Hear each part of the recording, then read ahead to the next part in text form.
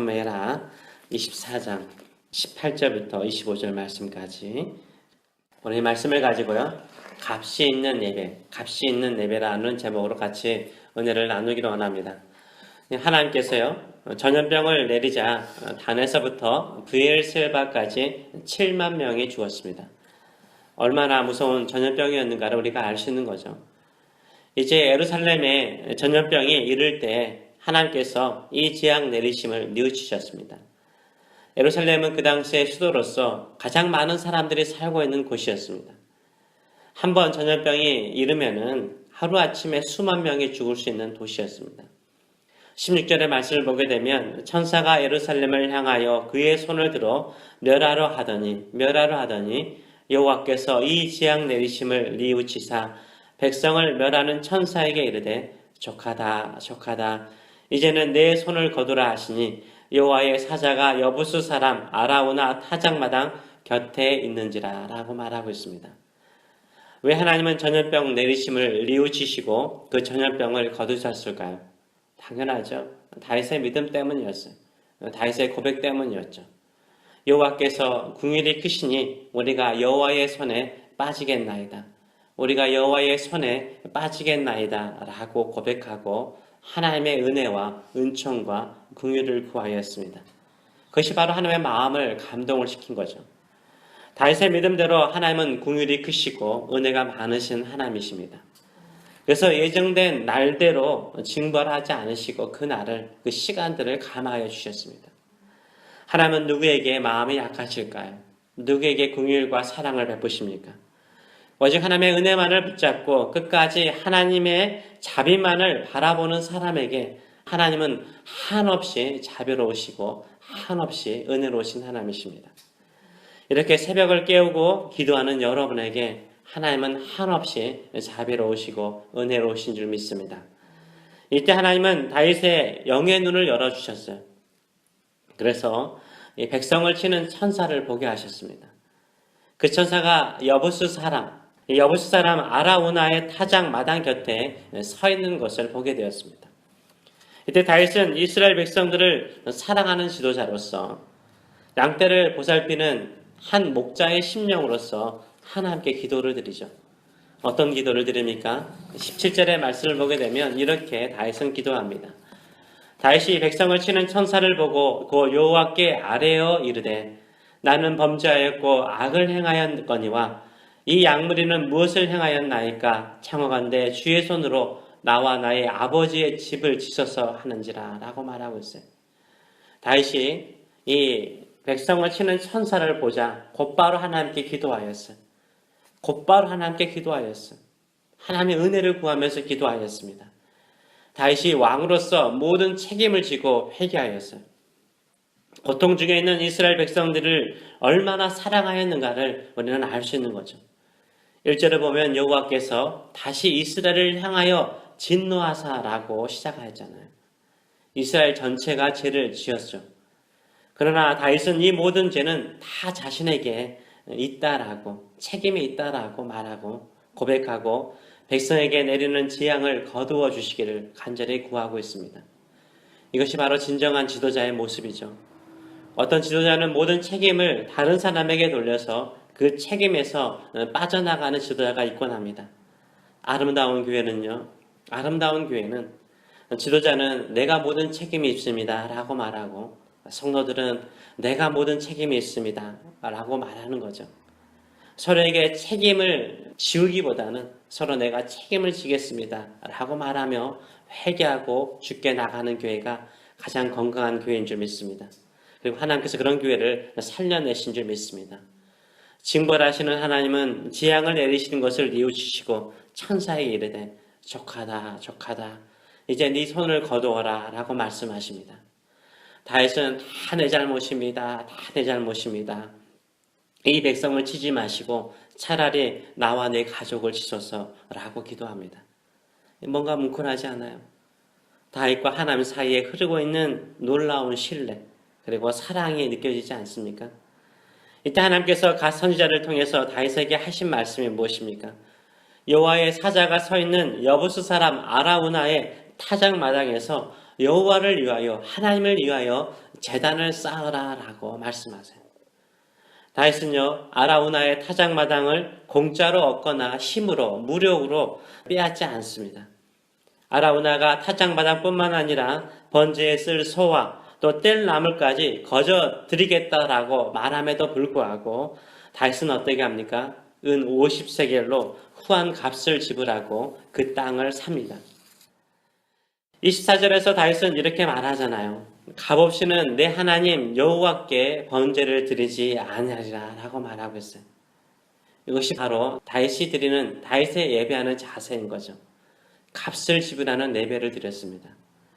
우리는 예배할 때요 값을 지불하는 예배, 대가를 치르는 예배를 좋아하지 않죠. 희생이 따르고 헌신이 따르는 예배를 좋아하지 않습니다. 좀 더 편하고 좀 더 안락한 예배를 원하죠. 그러나 전심으로 진심으로 하나님을 예배하는 사람은요 희생과 헌신 있는 예배를 드리기를 기뻐하는 거예요. 특별히 새벽 예배는 대가를 지불하는 예배이죠. 아무래도 다른 사람보다 덜 잠을 자죠. 그렇죠? 덜 잠을 자죠. 그래서 잠이라든지 시간을 지불하는 시간의 대가를 지불하는 예배이죠.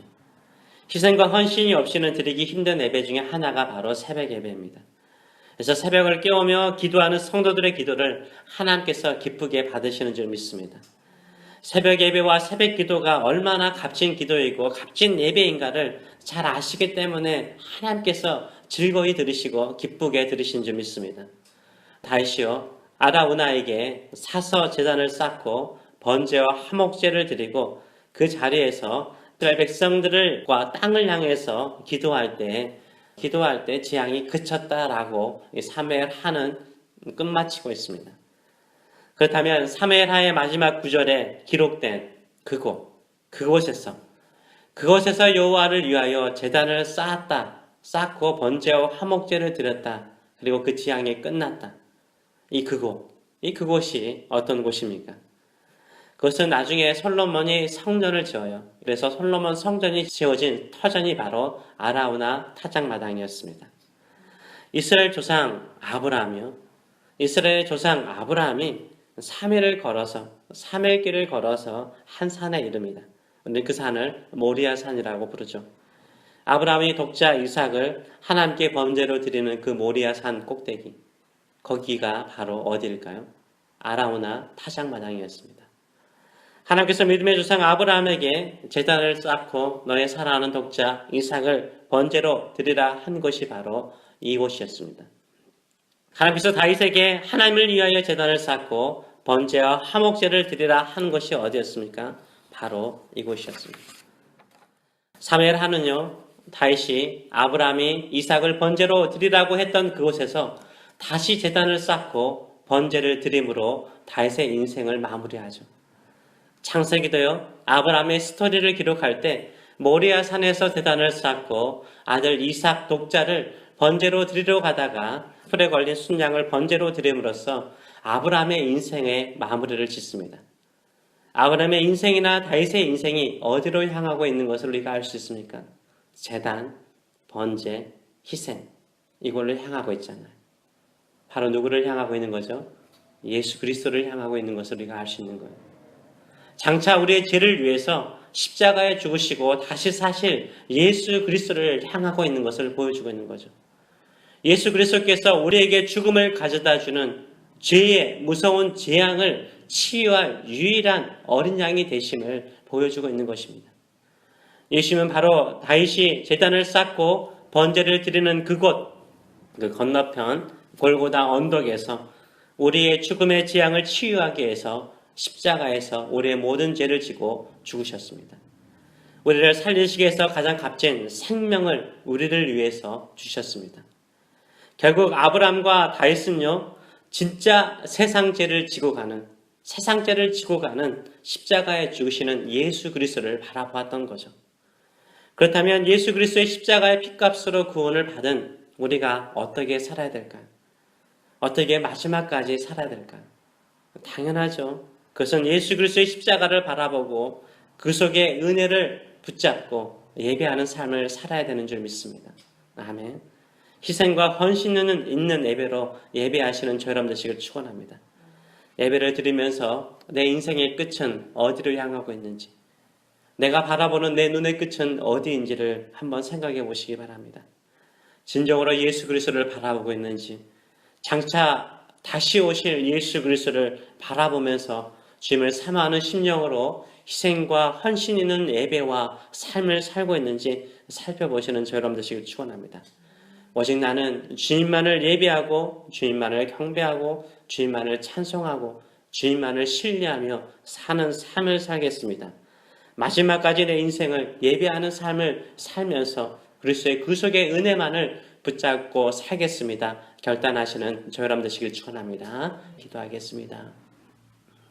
살아계신 하나님 아버지, 수많은 믿음의 사람들은 결국은 우리의 죽음도, 우리의 재앙도, 우리의 아픔도, 우리의 고통도 치유할 수 있는 유일한 분은 하나님의 아들 예수 그리스도밖에 없는 것을 그들은 바라보고 속죄의 예물, 번제의 예물을 드리면서 장차 우리의 모든 죄를 위해서 죽으실 예수 그리스도를 바라보았나이다. 인생을 살아가면서 예수 그리스도를 잃어버리지 않게 하여 주시고, 우리가 예배를 드리면서 우리의 눈과 우리의 시선은 나의 죄를 위해서 십자가에 죽으시고 3일 만에 부활하신 예수 그리스도를 바라보며 살아가는 인생들 될 수 있도록 축복하여 주시옵소서. 우리의 모든 것들을 깨끗하게 씻으시고 우리의 모든 것들을 용서하시고 우리의 모든 것들을 구속하시고 우리의 모든 것들을 회복하시고 우리의 모든 것들을 들어 하나님의 나라를 위해서 사용하실 하나님의 놀라우신 섭리와 은혜를 붙잡고 살아가는 인생들 될 수 있도록 축복하여 주시옵소서. 감사드리며 예수님의 이름으로 기도합나이다. 아멘.